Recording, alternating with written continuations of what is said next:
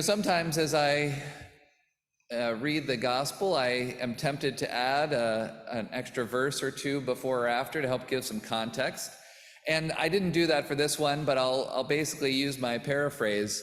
Right after this reading, Peter says, "Hey, Jesus, can I get a word?" And he says to Jesus, "That stuff you were talking about, like, is that for us or like those people, right? Like, those people." And I feel like I'm like Peter. I wanna qualify. I wanna, wiggle out of things. Jesus says, "Love your enemies." Yeah. Jesus, you tell them they need to love their enemies. Oh, they just make me so mad because I hate them. Oh, love your enemies. That's for me too, right? Feel like a little bit of that's going on here. Sell your possessions. Like us or those people. We can qualify and spend a sermon on that, but I want to set that aside and not jump into that kind of thing. But instead, one of the things that I noticed that I want to kind of make the focus here today on this passage is urgency. The urgency of it all.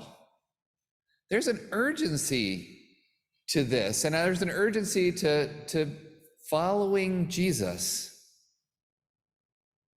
Not this, I'll get around to it one day, but hey, it's important, and it's important to do it now.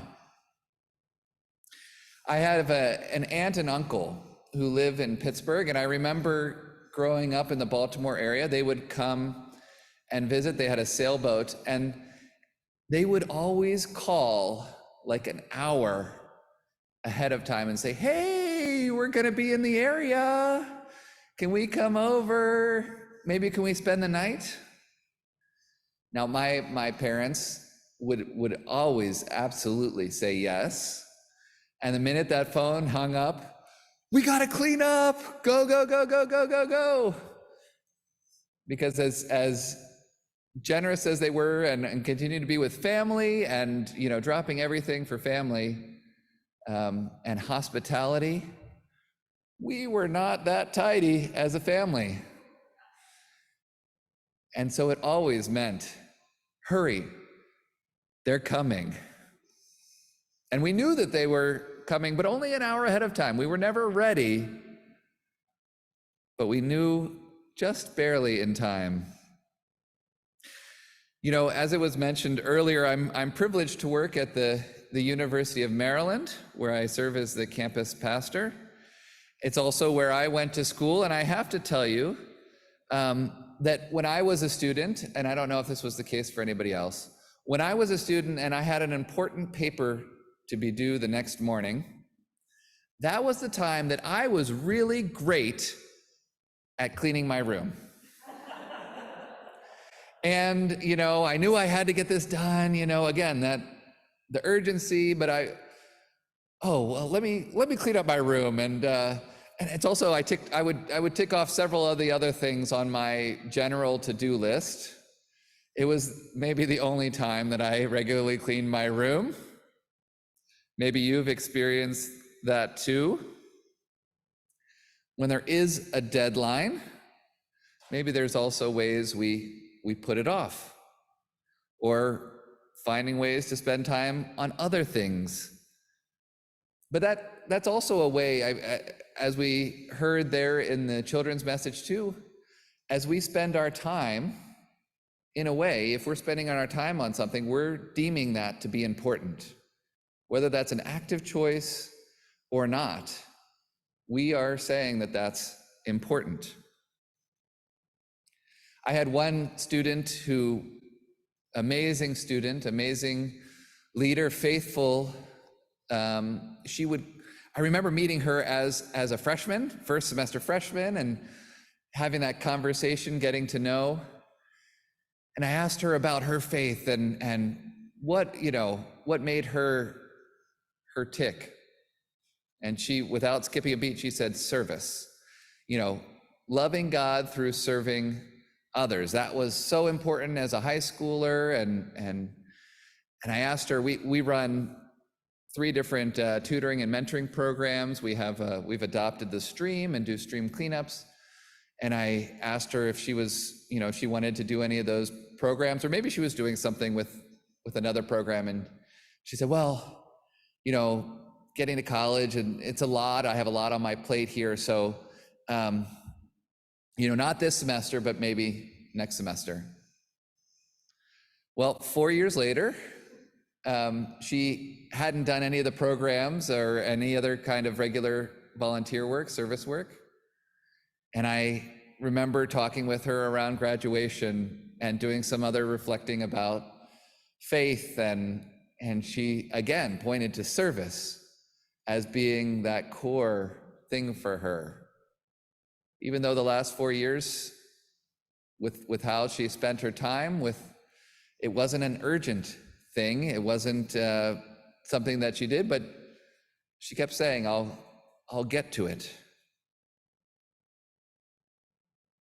When I was in my studies for seminary, I had a chance to spend the summer in West Africa.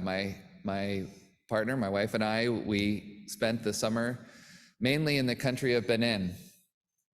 And there, I remember as it was time to go anywhere, we would use the public transportation system.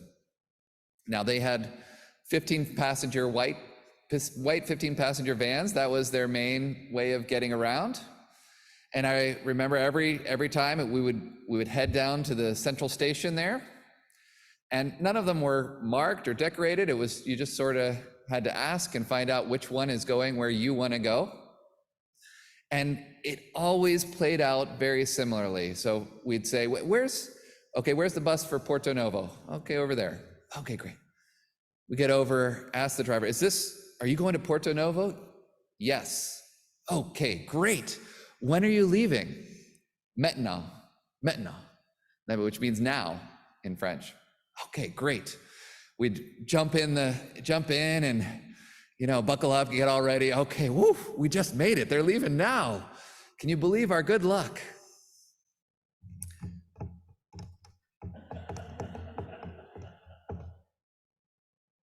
"10 minutes, 15, 20. At about the 30-minute mark, hey, yeah, you guys are headed to Porto Novo? Yes. When are you going? Maintenant. Okay, maintenant? Because I'm actually a little hungry. I see the street vendors over there. Do I have time to get something to eat? Oh, well, you better hurry because we're leaving maintenant. Okay, all right. Run over, grab something to eat, come back in, plop down.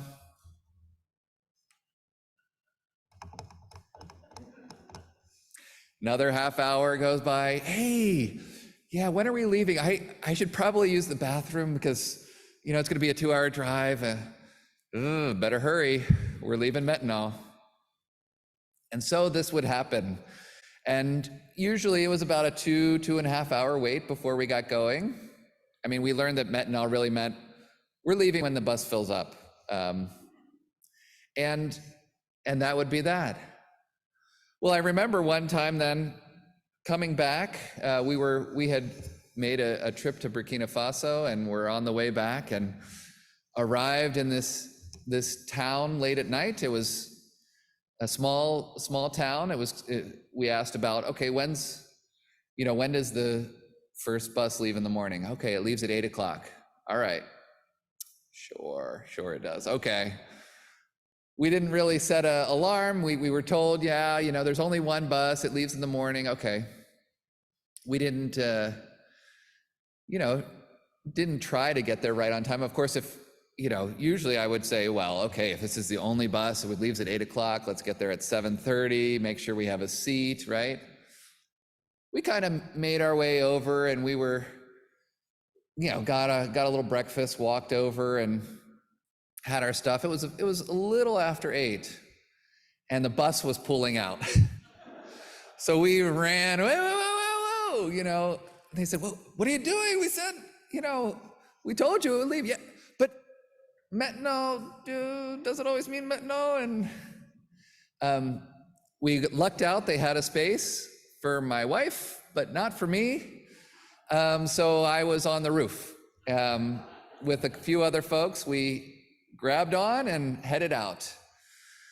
And within 45 minutes, it started raining. That's one of those stories that I took a few years to tell my mother about.